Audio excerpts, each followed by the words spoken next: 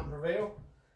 This is going to be episode 1 in a series of bushcraft knives we're making. I'm going to take you along through the whole build. We're going to kick things off tonight, getting some handle material ready to go in the vacuum chamber and get it stabilized so that resin can do its thing while we're getting the blades ready. So if you want to follow me upstairs, we'll go get this thing going. Alright, we're up here in the top of the workshop now. Got my handle material laid out here. Got 1, 2, 3, 4 different kinds of wood that we're going to stabilize. Tell you a little bit about the process. I got a dry kiln up here that I built. That's pretty much just a 150 watt light bulb, and I actually got a computer fan in the top. And my thoughts on this was the hot air from the top gets circulated down a PVC pipe, comes back out in the bottom, so that kind of circulates the air, and it seems to be working really good. It's getting everything down to, well, my moisture meter only reads down to 5%, don't read nothing below that.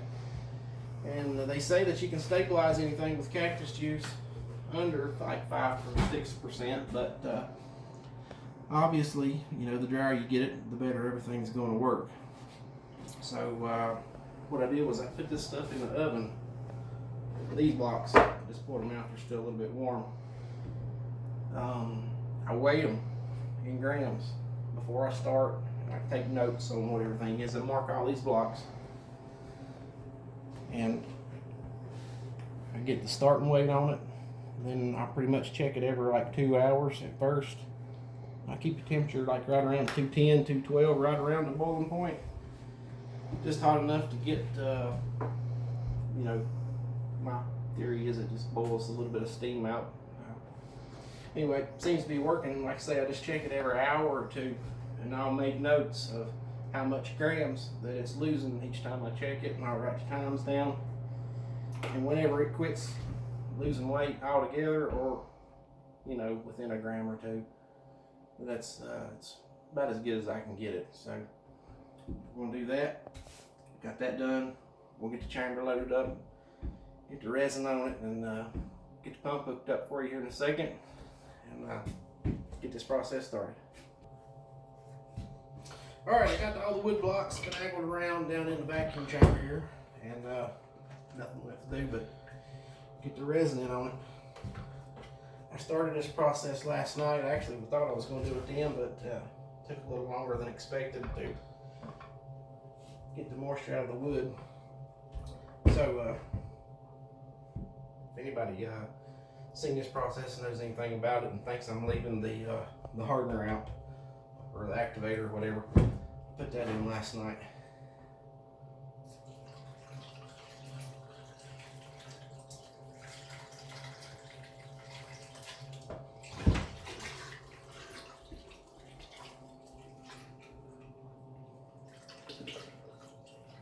You want to put a few inches more resin over top of the wood. That way when you release the vacuum and the levels drop down, you got to keep the wood submerged at all times. So that, I would say that's plenty. Another little shot there for good luck.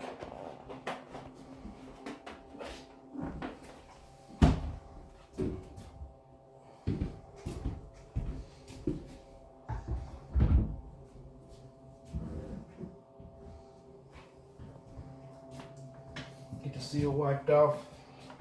Get a good seal on things. Like I say, I'm probably gonna have to play with the valve on top of this thing a little bit. Usually foams quite a bit to start off. You don't want to suck no liquid up in it. Just gonna start closing that off slowly.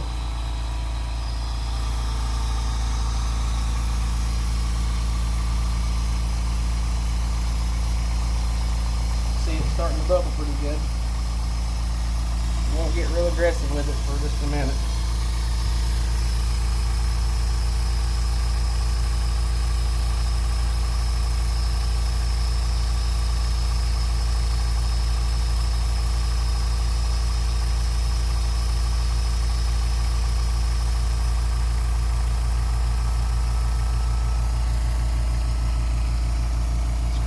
much air is in this stuff.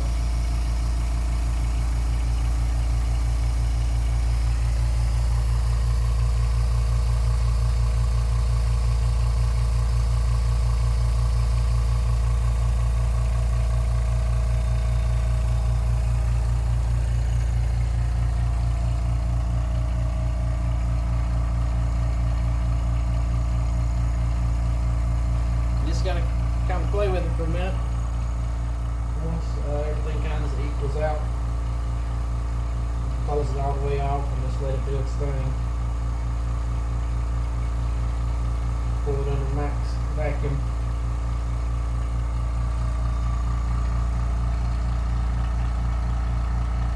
Pretty close, getting close now. Almost got the valve shut completely off.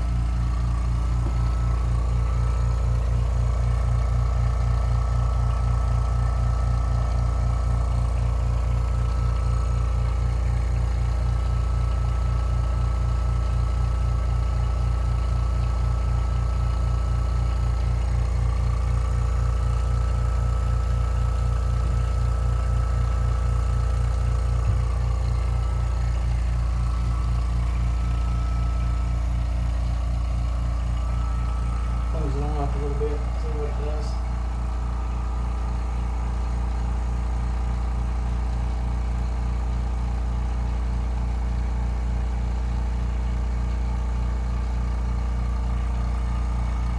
Back it off a little bit.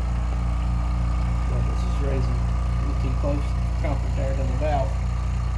Like I say, I'm going to suck nothing down in here and get any kind of that resin in the pump. Shout out to my buddy Joe McCracken. Joe, if you're watching this video, man, thanks for the pump. She looks like she's doing her job. I owe you one, man.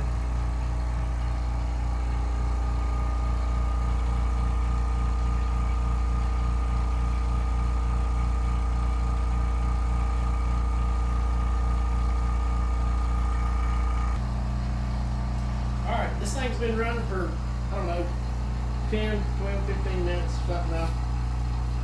Got some just regular masking tape here. I'm going to put that on the side.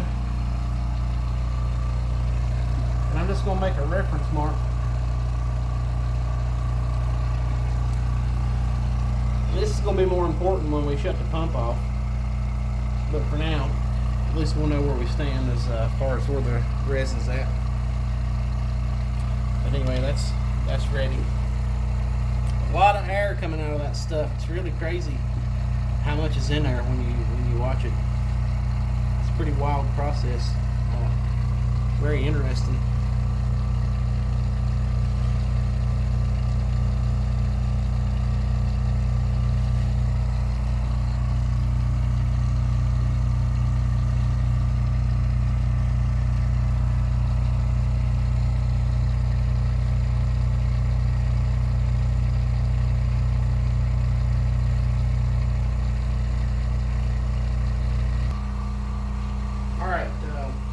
So just a little thing about what's going on for anybody who don't know or understand what stabilizing wood is or what it does or what it's for. Right here you got a piece of, this is curly maple, unstabilized, and it's soft. You know, if you put this on a handle, on a knife handle like it is, and it gets wet, you know, if you was out hiking or camping and fell in the river or whatever, and it swells up, it's going to swell up on the knife.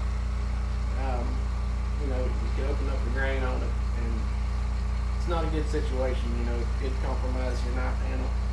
So what stabilizing does, essentially, we're pulling all of the air out of this wood in the vacuum chamber.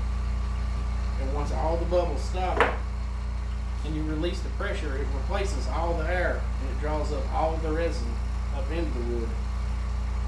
And it pretty much just makes wood like a resin type product. I don't really want to say plastic, but it does give it sort of like a more of a plastic type feel or composition, I guess you could say. This right here is some stabilized box elder mold.